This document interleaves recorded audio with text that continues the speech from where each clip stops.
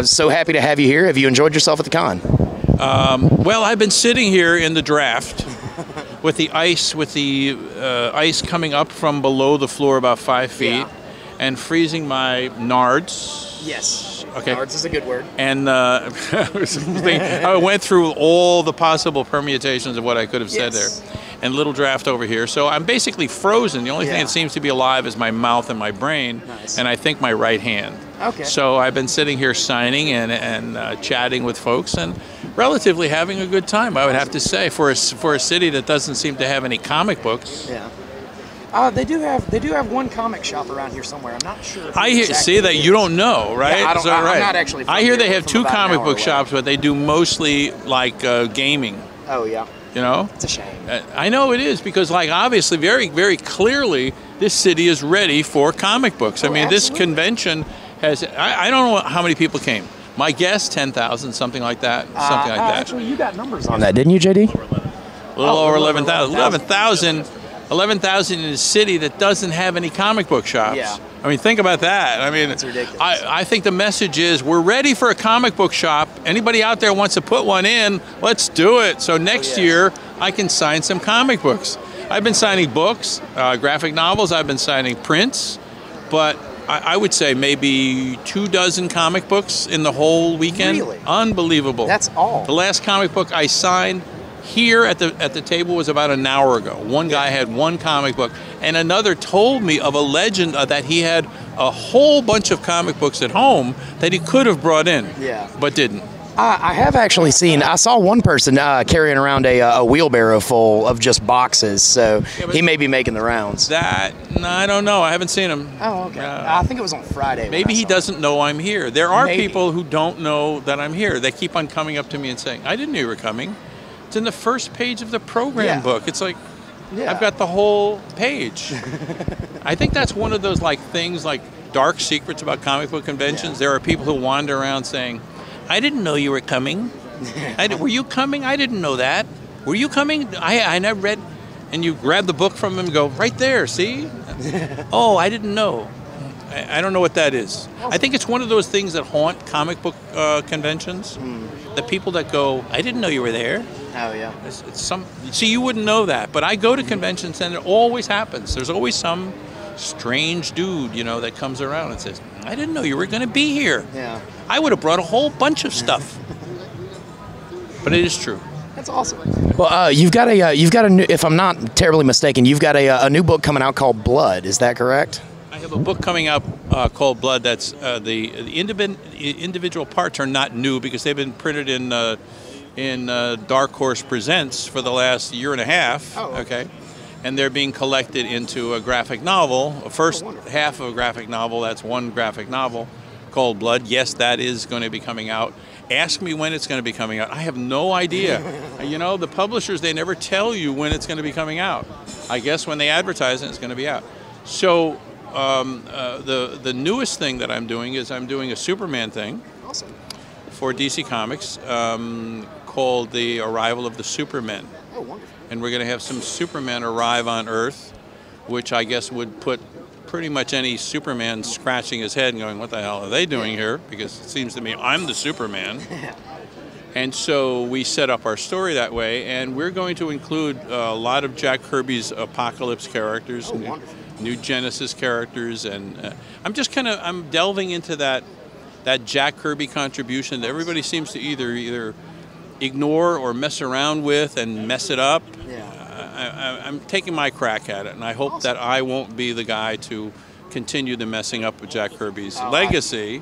I doubt that's an issue. Well, we'll see. We'll see. I'm going to have a lot of fun with it. Oh yeah. So that actually brings up one of the questions I was going to ask. Are there any characters that you haven't gotten to work with that you would like to? If you were a publisher and Neal Adams said to you, gee, I'd like to work on Spider-Man, pretty much you'd let him do it. Yeah. I'm just thinking, maybe not, but that they don't know. They don't really say no very often to me. I mean, you know, if they're feeling cranky that day, maybe they, no, get out of here, no. But no, they pretty much let me do.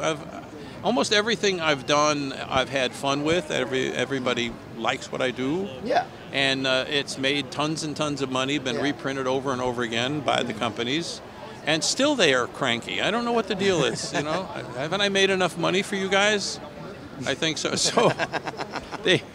So what can I do to make you cranky again and then make more money for you? I don't. So now I'm doing it with Superman. I haven't, you know, that's the thing is I really haven't done it with Superman. I did a Superman with Muhammad Ali, Superman versus Muhammad Ali, which was probably one of the most incredible successes in comic books, and was printed all over the world and made friends for us all over the world. Nice. I guess that's my little contribution so far.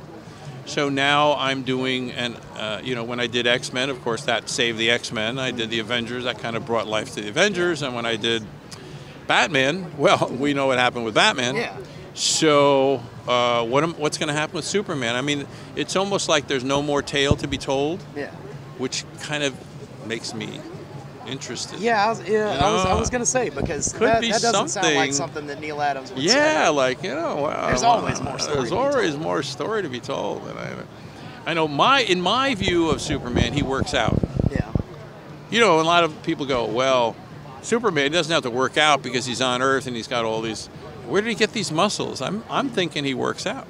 Yeah, just out of boredom. Like, no, I think he works out because he wants to look as good as Batman. Okay. You know what I'm saying? Nice. It's like, yeah, but how does Superman work out? You know, he lifts a building.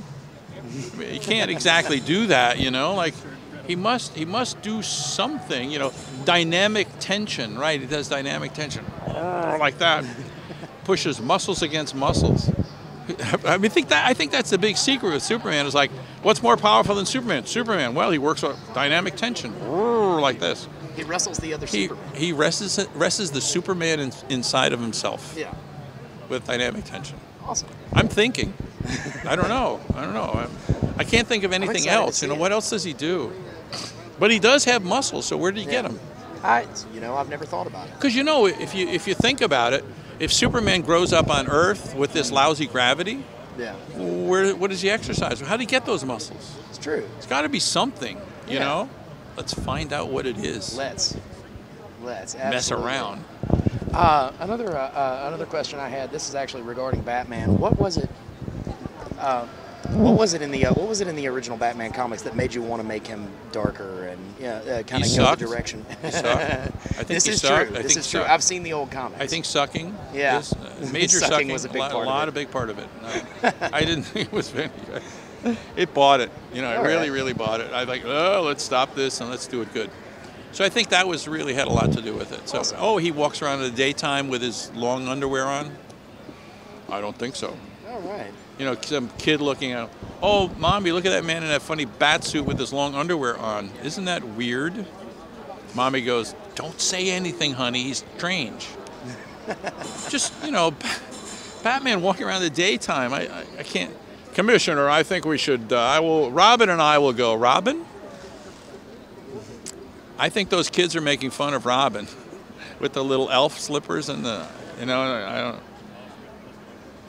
Nice. Not good. I think we want a Batman that hangs around at night. Yeah, so absolutely. it wasn't like I cured him, I made him less stupid. Exactly. Yeah, stupid. It was really stupid. Well, thanks so much for spending all this time with us, man. Thanks again for coming to the con. Great time. And this is Gabe Willis with Neal Adams from Pensacon 2014. Thank you guys so much.